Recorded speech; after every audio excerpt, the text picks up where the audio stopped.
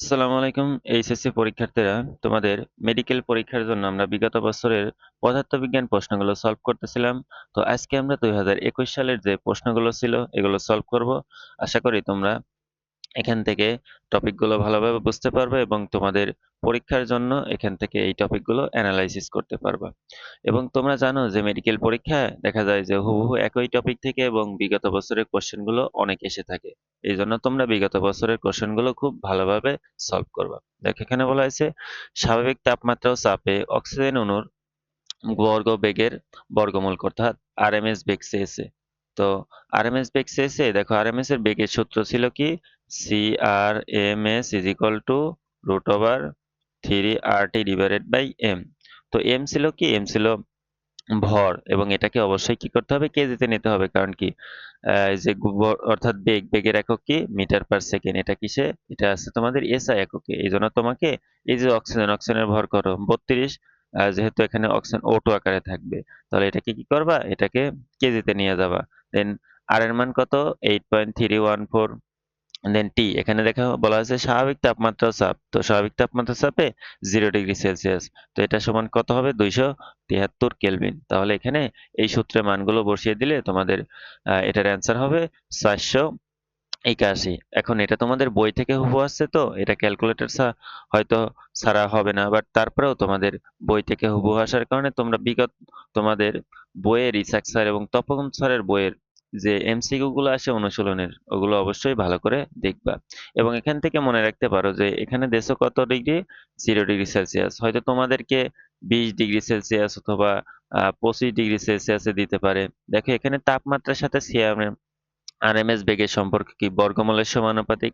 তার মানে টেম্পারেচার যত বাড়বে তাহলে কি সিআরএমএস বেগ বাড়বে না? তাহলে পরে তোমাদের 25 বা 20 যদি দেয় তাহলে সেই ক্ষেত্রে কি হবে, 461 থেকে বেশি হবে। এগুলো একটু মনে রাখবা।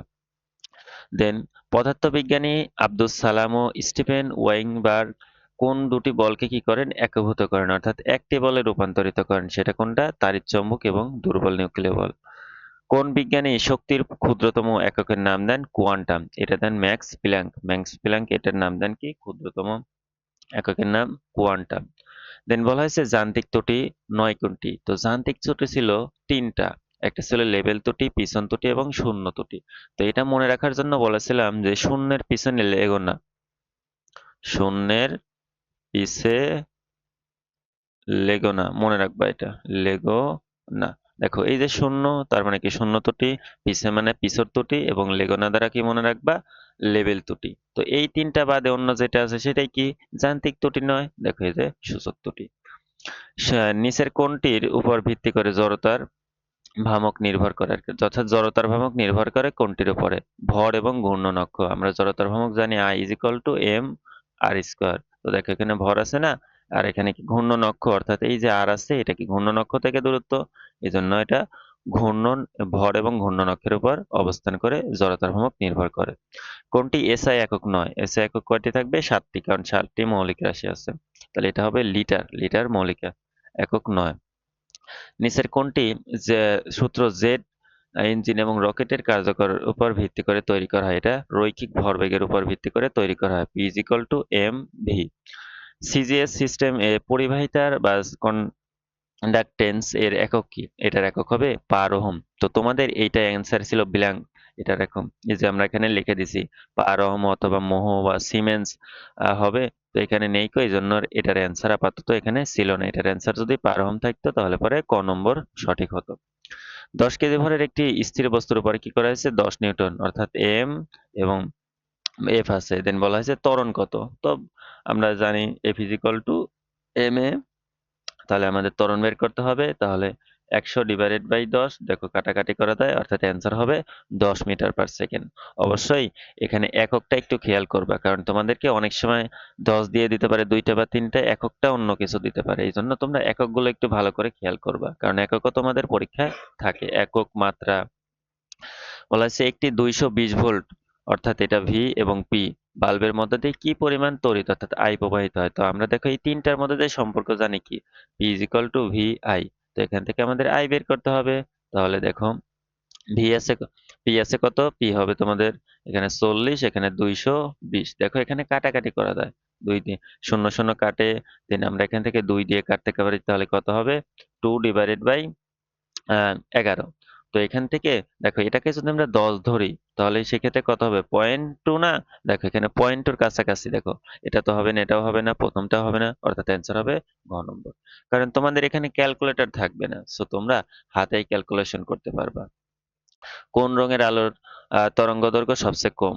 বেগুনি। অর্থাৎ এটাতে কিভাবে মনে রাখবা? বেনিয়া সহকলা। তো বেনিয়া সহকলার মাধ্যমে কি হবে? বে নি আ সহকলা। যত উপরের দিকে যাবে তত তরঙ্গদৈর্ঘ্য কি হতে থাকবে? বাড়বে থাকবে। অর্থাৎ বেগুনি, নীল, আসমানি, তারপরে সবুজ, হলুদ, কমলা এবং লাল। অর্থাৎ এই বেনিয়া সহকলার মাধ্যমে যত উপরের দিকে যাবে তরঙ্গদৈর্ঘ্য বাড়বে, শক্তি কমতে থাকবে। আর উল্টা প্রসেসে যদি আসি তাহলে সেই ক্ষেত্রে এদিকে কি হবে? তরঙ্গদৈর্ঘ্য কম এবং শক্তি কি হবে? বেশি। তো এগুলো একটু মনে রাখবে, কারণ তোমাদের হয়তো দিতে পারে নিচের কোন আলোর তরঙ্গদৈর্ঘ্য সবচেয়ে বেশি? নিচের কোন যন্ত্রের সাহায্যে বিভব পার্থক্য এবং তড়িৎচালক শক্তি নির্ণয় করা হয়? এটা পোটেনশিওমিটারের সাহায্যে। তাপগতিবিদ্যার কোন সূত্রকে ভিত্তি করে থার্মোমিটার তৈরি করা হয়? এটা শূন্যতম সূত্র। তোমাদের এখানে দ্বিতীয় এবং দ্বিতীয়, প্রথম, দ্বিতীয় এগুলো একটু মনে রাখবা, কারণ তোমাদের অনেক সময় অন্য দূরে দিতেও পারে। অলরেডি 23 সালে তোমাদের এসেছিল তৃতীয় সূত্র থেকে। আলোর অপবর্তন ঘটে কোন কারণে ঘটে? এটা ঘটে ব্যতিচারণের কারণে। তো ব্যতিচারণের কারণেই মূলত কি হয়? আলোর অপবর্তন সম্ভব। 1 কিলোওয়াট ঘন্টার সাথে জুলের সম্পর্ক, 1 জুল সমান কত? এটা তোমাদের অনেক পরীক্ষায় আসে, এটা ডিরেক্ট মুখস্থ করে রাখতে পারো। 1 কিলোওয়াট সমান 3.6 × 10⁶ জুল। দেন তারপরে একটি ধাতব পৃষ্ঠে অতিবেগুনি রশ্মি আপতিত হলে সেখান থেকে, অর্থাৎ একটা পৃষ্ঠে কি করেছে? অতিবেগুনি রশ্মি আপতিত হয়েছে। দেন এখান থেকে কি হবে? ইলেকট্রন নির্গত হবে, অর্থাৎ ফটো ইলেকট্রন যেটাকে বলা হয়। তাহলে এটার অ্যান্সার হবে গ নম্বর। ডায়োড যদি বিমুখী হয় তাহলে সেই ক্ষেত্রে কি হবে? এই যে নিষ্কাশিত স্থান ছিল এখানে কি হবে? বেড়ে যাবে, অর্থাৎ এটার অ্যান্সার হবে বৃদ্ধি পাবে। এটা যদি সম্মুখী যোগ্য থাকতো তাহলে সেই ক্ষেত্রে কি হতো? কমে যেত। তো এটা মনে রাখবা, বিমুখীতে বেড়ে যায়, সম্মুখীতে কমে যায়। একটি সরল দোলকের সময়কাল কত গুণ করা হয়েছে? দ্বিগুণ। তাহলে দৈর্ঘ্য অবশ্যই কি করতে হবে? তো আমরা এটা সম্পর্ক জানি, দৈর্ঘ্যের সাথে টি ইজ প্রপোর্শনাল রুট ওভার এল। দেখো এখানে বলা হয়েছে দৈর্ঘ্য সময়কাল দ্বিগুণ, অর্থাৎ এটাকে দ্বিগুণ করছে, তাহলে এল কত গুণ করতে হবে? তাহলে উল্টা পাশে, অর্থাৎ এটাকে স্কোয়ার করতে হবে। তাহলে কত হবে? 4 গুণ। অবশ্যই 4 গুণ যদি দৈর্ঘ্য করি তাহলে সেই ক্ষেত্রে সময়কাল কত গুণ হবে? দ্বিগুণ হবে, অর্থাৎ গ নম্বর অ্যান্সার। বল ও স্বর্ণের মধ্যবর্তী কোণ যদি 0 হয় তাহলে সেক্ষেত্রে কাজ, আমরা জানি কাজের সূত্র W = Fs cos থিটা। তো এখানে থিটার মান কত? থিটার মান 0 ডিগ্রি। cos 0 এর মান কত? 1। তাহলে পরে 0 ডিগ্রিতে সর্বোচ্চ কাজ হবে। তোমাদের এখান থেকে 90 ডিগ্রিতে দিতে পারে। 90 ডিগ্রিতে কাজ হবে কত? 0। 180 ডিগ্রিতেও দিতে পারে। তো সেই ক্ষেত্রে কাজ হবে কত? এটা কাজ হবে ঋণাত্মক, অর্থাৎ সর্বনিম্ন। তো তোমরা 3টা কোণই মনে রাখবা। এবং এখান থেকে কাজ আমরা তোমাদের জন্য কাজ নিয়ে সম্পর্কিত বিস্তারিত আলোচনা করেছি। কখন শূন্য কাজ, কখন ঋণাত্মক, কখন ধনাত্মক, কখন শূন্য, আহ কখন পজিটিভ কাজ হবে, এগুলো একটু দেখে নিবা। এটা হবে কত? সর্বোচ্চ। দুর্বল নিউক্লিয় বল সৃষ্টির জন্য কোনটি দায়ী? এটা হবে তোমাদের বিটা কণা। তো এই ছিল 2021 সালের প্রশ্ন, তোমরা একটু ভালো করে দেখে নেবা। এখান থেকে তোমাদের ম্যাথমেটিক্যাল যে টার্ম ছিল, অর্থাৎ মেডিকেলে ফিজিক্সে তোমাদের ম্যাথ একটু কম থাকে, থিওরিটি একটু বেশি থাকে। তারপরেও তোমরা এখান থেকে এই সবগুলো কোশ্চেন একটু ভালো করে দেখবা। আমরা তোমাদের জন্য বিগত বছরের কোশ্চেনগুলো ধারাবাহিকভাবে সলিউশন করে দিচ্ছি। তোমরা প্রত্যেকটি কোশ্চেন ভালো করে দেখবা। ইনশাল্লাহ আশা করি তোমাদের ফিজিক্স 15টা কোশ্চেন থেকে তোমরা হয়তো 15টা কোশ্চেনই ভালোভাবে পারবা। এবং 15টা কোশ্চেন ভালোভাবে পারতে হলে তোমাকে অবশ্যই বিগত বছরের কোশ্চেনগুলো সলভ করতে হবে। ওকে, ধন্যবাদ সবাইকে।